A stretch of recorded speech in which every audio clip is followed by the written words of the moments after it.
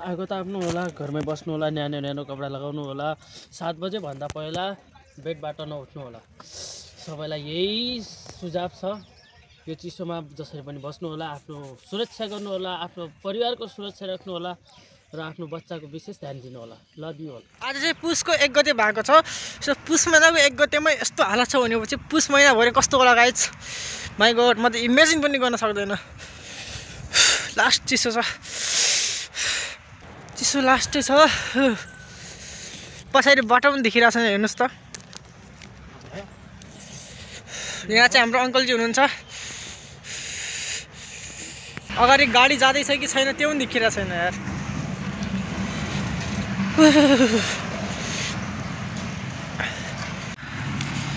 फिलहाल हामी चाहिँ अत्तिरिया जानेवाला छौँ है साथीहरू। हामी अत्तिरिया जाँदैछौँ।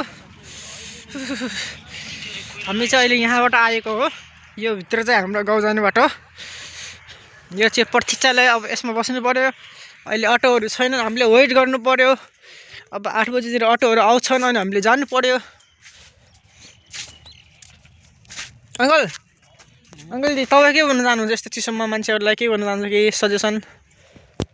आगो त आफ्नो होला, घरमै बस्नु होला, न्यानो कपडा लगाउनु होला, 7 बजे भन्दा पहिला बेडबाट नउठ्नु होला। सबैलाई यही सुझाव छ।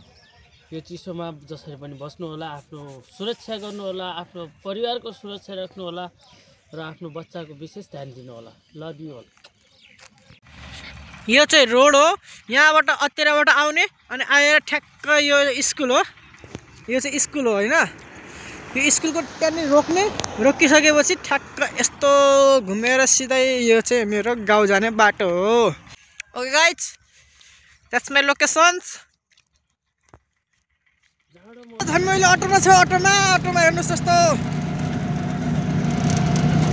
अगाडि गाडी पनि देखिरहेको छैन, खत्तम। हाम्रो दाइ अटोवाला दाइ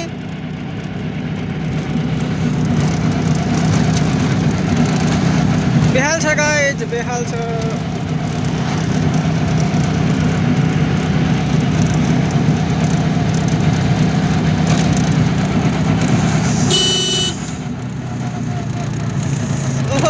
एक्लै कुद्दिन्छ।